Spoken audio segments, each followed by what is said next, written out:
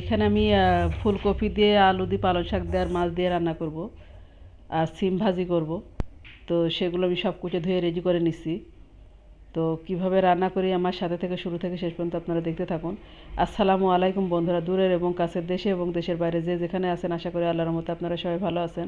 আর আপনাদের দোয়ায় আল্লাহর রহমতে আমিও ভালো আছি। আমি সাবিনা, আমার চ্যানেল সাবিনাতে আপনাদের সবাইকে স্বাগতম। আর আমার চ্যানেল সাবিনাতে নতুন এক ভিডিও নিয়ে আপনাদের মাঝে হাজির হলাম। তো এখানে আমি সব কিছু কুচে ধুয়ে রেডি করে রেখেছি। আর শীতের সবজি খেতে তো যেভাবেই রান্না করবেন সেভাবেই খেতে মাশাআল্লাহ অনেক মজা হয়।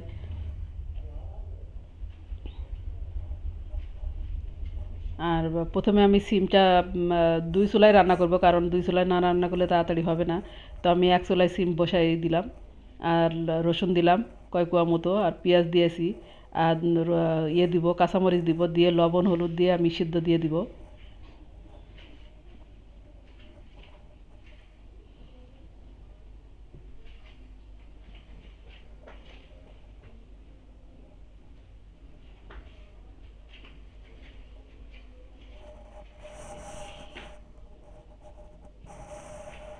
আর এখানে আর এক চুলায় মাছ ভাজি করব। তো আমি মাছটা হলুদ লবণ মাখাই নিছি।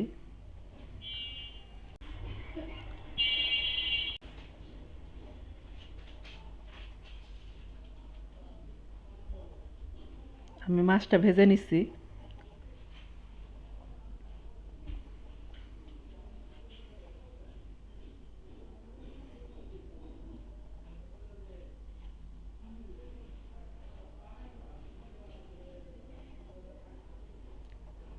আর মাছটা ভাজা হয়ে গেছে, তো আমি উঠাই নিচ্ছি। নেওয়ার পরে আমি আর একটু তেল তেল দিয়ে তার ভিতরে পেঁয়াজ দিয়ে দিয়েছি। আর দিয়ে আমি ফুলকপিটা মশলাটা কষাই নিয়ে ফুলকপিটা দিয়ে দিব। এখানে মশলা আমি জিরা, সরিষা, পেঁয়াজ আর কাঁচামরিচ বেটে নিয়েছি একসাথে। আর সাথে ধনে পাতা, ধনে গুঁড়া, হলুদ, লবণ দিয়ে দিয়েছি। তা মশলাটা খুব সুন্দর করে কষিয়ে নিব। আর ওই চুলায় সিদ্ধ হয়ে গেছে সিমটা। আর মশলাটা কষানো হয়ে গেছে, তো ফুলকপিটা দিয়ে দিলাম।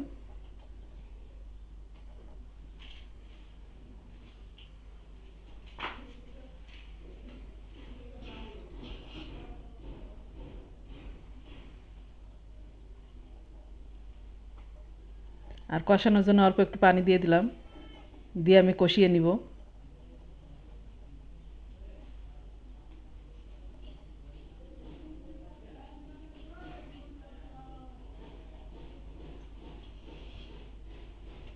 আর এখানে কষানো হয়ে গেছে, তো আমি ঝোলে পানি দিয়ে দিচ্ছি। আর আলু ফুলকপি সিদ্ধ হয়ে গেছে, সেজন্য ঝোলে পানিটা বেশি একটা দিব না। আর ঝোলটা ফুটে আসলে এসেছে, তো পালং শাকটা দিয়ে দিচ্ছি।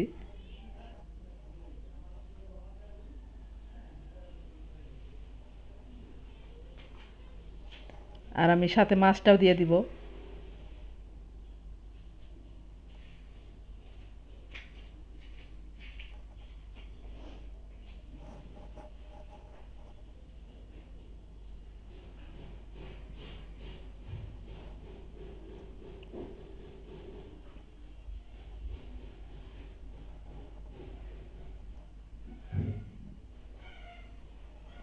আর এই তো আমার তরকারিটা হয়ে গেছে, তো আমি নামিয়ে নেব।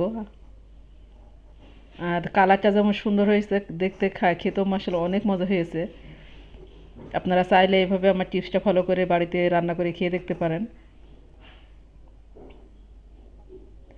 আর পুরাতন বন্ধুরা যারা এই মুহূর্তে আমার ভিডিও দেখছেন, তাদেরকে বলবো আপনারা আমার সাথে থাকার জন্য, পাশে থাকার জন্য অসংখ্য অসংখ্য ধন্যবাদ। আর বেশি বেশি কমেন্ট করবেন, লাইক করবেন, আর শেয়ার করে দিবেন। আর যারা নতুন বন্ধু এই মুহূর্তে ভিডিও দেখছেন, তারা এখনও সাবস্ক্রাইব করেননি, তাদেরকে বলবো আমার ভিডিওর কোনো অংশ যদি আপনাদের কাছে ভালো লেগে থাকে, তাহলে আমার চ্যানেলটাকে সাবস্ক্রাইব করবেন, কমেন্ট করবেন, লাইক করবেন, আর পাশে থাকা বেল আইকনটা প্রেস করে দিবেন যেন নোটিফিকেশনটা সবার আগে পেয়ে যান।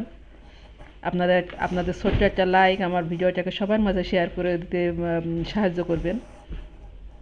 আর এখানে হয়ে গেছে আমার রান্না। তো আপনারা ভালো থাকবেন, সুস্থ থাকবেন, আর আগামীকাল দেখাবে নতুন এক ভিডিও নিয়ে। আল্লাহ হাফেজ। আসসালামু আলাইকুম।